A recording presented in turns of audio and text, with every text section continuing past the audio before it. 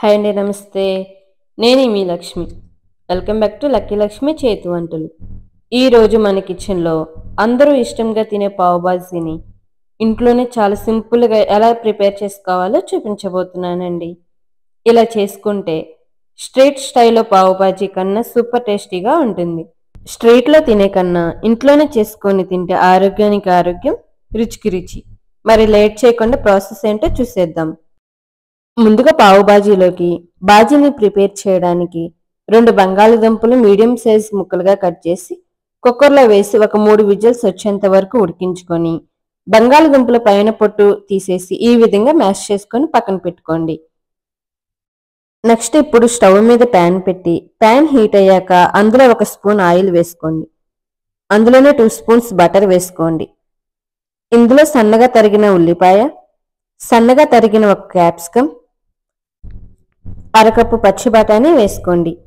ఇక్కడ నేను ఫ్రెష్ బఠానీ తీసుకుంటున్నాను. మీరు కూడా పచ్చి బఠానీ తీసుకుంటే ఒక అరగంట నానపెట్టుకొని తీసుకోండి. అరగంట సేపు నానపెట్టి తీసుకోవడం వల్ల తొందరగా కుక్ అవుతాయి.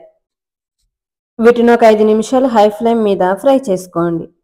ఇలా 5 నిమిషాలు వేయించుకున్న తర్వాత 1 స్పూన్ అల్లం వెల్లుల్లి పేస్ట్ వేసి 1 నిమిషం పాటు ఫ్రై చేసుకోండి.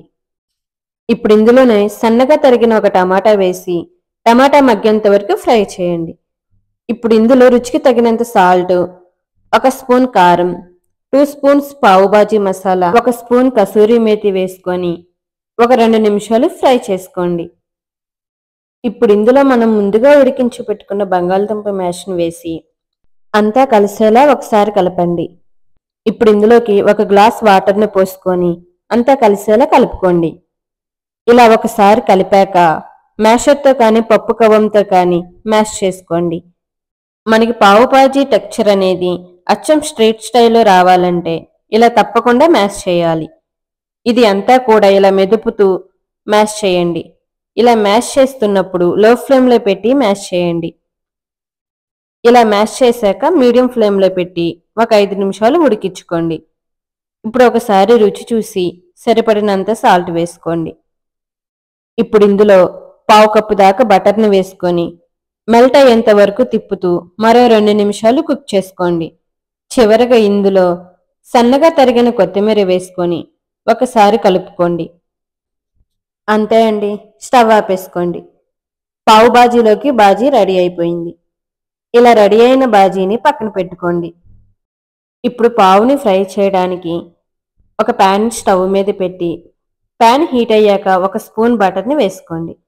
అందులో సన్నగా తరిగిన కొంచెం వెల్లుల్లి, సన్నగా తరిగిన కొంచెం కొత్తిమీర, పావు టీ స్పూన్ పావు బాజీ మసాలా వేసుకొని ఒకసారి కలపండి.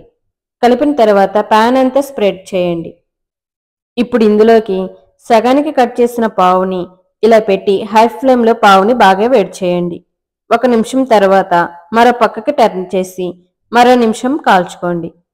ఇలా ఎన్ని కావాలంటే అన్ని పావులు కాల్చుకొని తీసుకోండి. ఇప్పుడు పావు బాజీని సర్వ్ చేసుకుందాం. ఇప్పుడు ఒక ప్లేట్లోకి బాజీని తీసుకొని ఫ్రై చేసుకున్న పావుని, సన్నగా తరిగిన ఉల్లిపాయ, 1 నిమ్మకాయ చెక్క వేసుకొని 1 స్పూన్ బటర్ని వేసుకొని సర్వ్ చేసుకోండి.